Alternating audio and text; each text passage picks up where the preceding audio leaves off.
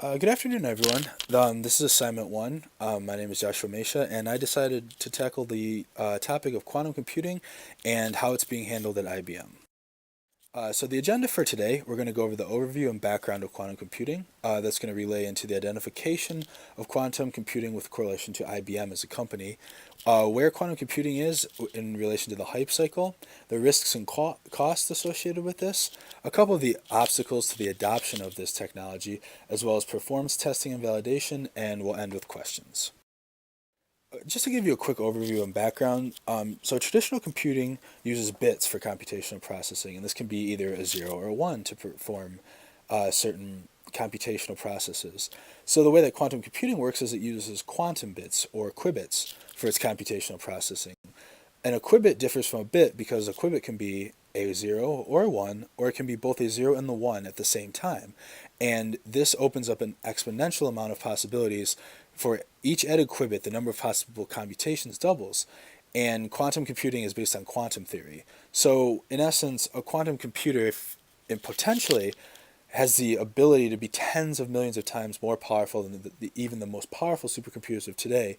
And that is something that has a lot of people really excited, including myself. So, just kind of going over the perceived impact and development at this time, the biggest impact to the adopters of this technology is obviously going to be the potential for solving the complex problems that the technology of today just simply cannot handle. Quantum computing is going to create limitless possibilities for big data processing as well, and it's going to have huge impact in data optimization, DNA modeling, which is going to have a huge benefit for the medical community, encryption. Quantum computing is basically slated to just redesign the way we think about security and encryption.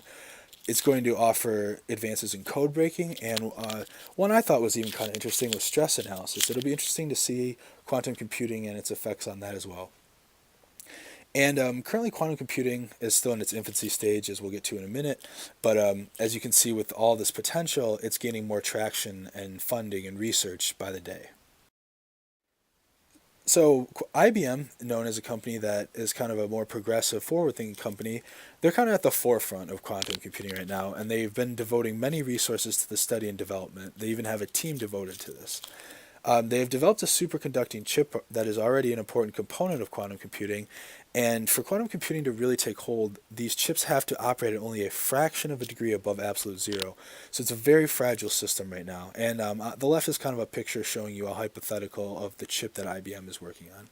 And even a branch of the U.S. intelligence agency has given IBM a multi-year grant that's going to help them continue research into quantum computing. And you can see the government has deemed this a very important as well. So there's some real strong backing behind quantum computing. So how can quantum computing give a competitive advantage for IBM? Well, it would allow IBM to solve incredibly complex problems, which would offer them a key knowledge advantage over other technology companies that could really help them gain a huge competitive advantage. They're going to be able to process big data faster and more efficiently, and this is going to allow IBM to stay ahead of other companies when it comes to trends in analytical work. And quantum computing is projected to have a large impact in encryption security, as I mentioned before. And if IBM is able to harness this power, they can basically write the standard, and they will be able to offer their services and gain potentially thousands of customers, including the government, as I mentioned before, and that are looking to make use of this technology and getting their systems more secure. So here's the Gartner's 2015 hype cycle. Basically, the hype cycle works as there's five segments. There's an innovation trigger, a peak of inflated expectations, the trough of disillusionment, the slope of enlightenment, and finally the plateau of productivity where the product becomes mainstream. So right now, quantum computing is currently positioned in the innovation trigger, and we're going to get to more of that in a moment. But the Gartner projects the quantum computing to hit that plateau of productivity and become mainstream in more than 10 years, denoted by the yellow triangle. So where is quantum computing's place among the hype? Currently, as I mentioned, it's in the innovation trigger segment, and this segment is characterized by technology that's in the infancy stage, but that the concepts and media coverage lead to significant interest from the various public and technological communities. The segment is also characterized by unproven viability on a widespread scale, and the existence of an actual physical usable product is is in fact non-existent. So according to Gartner, as I mentioned before, quantum computing's plateau productivity will be reached in more than 10 years. So there's a couple of risks when it comes to quantum computing. It's still very far from being a reality. Quantum computing relies on something called the entanglement of qubits, which means they can process simultaneously ones and zeros. And entanglement is an engineering feat that is incredibly hard to attain for a long period of time, which is what it would have to do in order to make quantum computing a reality. Also, security of these computers are going to be paramount because with so much more power, if these were to get into the wrong hands, they can do so much more damage than the computers of today can do. And adoption has the potential to be a long process because of all the training and new hardware and things of that nature that are going to be part of it. Just looking at a couple of the costs as well, early models of the quantum computers can cost around 15 million per unit, so you can see there's a huge cost commitment to this. Research funding is still needed as well, and this is going to add to the cost of developing these systems. And in my opinion, the cost of hardware may be the most overlooked aspect because all new hardware will need to be purchased to support these computers, and that's going to be a huge undertaking. And as well, and kind of going off that, the technology in place today is simply not going to be able to support these systems. So a couple of the impacts on the operations from a risk-cost standpoint. The biggest impact on operations is going to be the cost of implementing these systems. Staff is going to need to be retrained, and hardware is going to need to be implemented, and this could potentially lead to downtime that can cost the business money as well. Security is going to be heavily impacted as well, as the new measures and standards are going to need to be put in place, developed, and then they're going to need to be applied and adopted as main practice.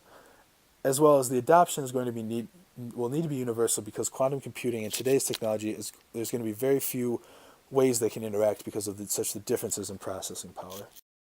There are a few financial obstacles. Committing to quantum computing requires a heavy investment from a financial standpoint, and these computers are not as affordable as today's systems.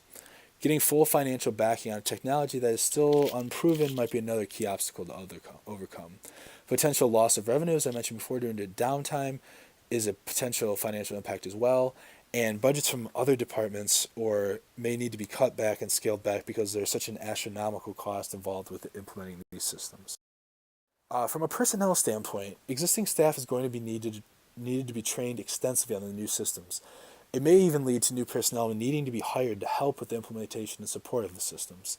Having to pull staff away for training and other things from their day-to-day operations might hurt the end users and the support role that they are accustomed to having on the technology side. Employee productivity may also be impacted, as quantum computing has quite a bit of a steep learning curve in relation to computers today, and this can also lead to frustration if employees aren't picking it up right away, and this could really demoralize a team as well. Going off a few of the environmental obstacles and impacts, so a special environment will need to be created within a data center to house these computers. Quantum computers are incredibly sensitive to interactions with their surroundings, and any kind of imbalance in a system can really lead to an unstable system. As I mentioned before, the temperature needs to be just a smidge of a degree above absolute zero, and that's not something you can readily find in a data center. So this in essence is going to impact the way data centers are built in the future, and existing structures are going to need to be modified to accommodate these computers. Since it is still in its infancy stage, there isn't too much data yet about the actual environmental hazards of quantum computing, but more shall be known in the next few years. The last thing I want to talk about was performance testing and validation. So IBM is currently testing a 4-qubit array of superconducting quantum circuits. They've also gotten up to an 8-qubit, but the 4-qubit is more stable. The early testing has brought back promising results because pure computational times are up to 600 times faster than today's systems already, which is mind-blowing because it's still in its infancy stage. And one other area of validation IBM is working on is correcting errors that come up during testing and kind of fixing some of the early issues they see. And again, due to the frugality of qubits, validating successful tests is a major challenge right now for IBM. So in conclusion, quantum computing, again, the potential is just astronomical, and it has the ability to solve problems that scientists and engineers have been asking for centuries. The pure potential of these computers is staggering, and their potential power could be near limitless. Again, since it's in its infancy stage, there's still many obstacles to overcome, and those will need to be addressed. And it may still be more than 10 years away from being fully realized, but the potential has us streaming already. Thank you for your time. If you have any questions on quantum computing or just want to know more about it, I'm always available. Thanks again for taking the time. Here are my references, and I hope you enjoyed the show. Thanks.